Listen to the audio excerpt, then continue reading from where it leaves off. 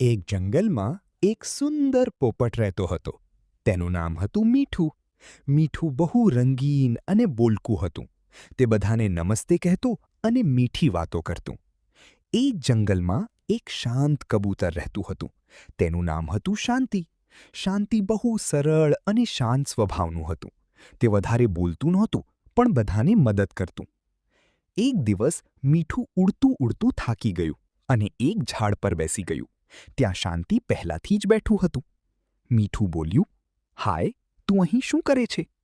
શાંતિ હળવેથી બોલ્યું, "હું અહીં આરામ કરું છું અને પ્રકૃતિને નિહાળું છું." મીઠું હસ્યું, "તું બહુ શાંત છે. ચાલ મજા કરીએ." પણ શાંતિએ કહ્યું, "મજા તો સારી છે, પણ શાંતિ પણ જરૂરી છે." એમ બંને ધીમે ધીમે મિત્રો બન્યા. મીઠું શાંતિ પાસેથી શાંતિ શીખ્યું અને શાંતિ મીઠું પાસેથી ખુશી અને વાતચીત શીખ્યું. એક દિવસ જંગલમાં ભારે તોફાન આવ્યું.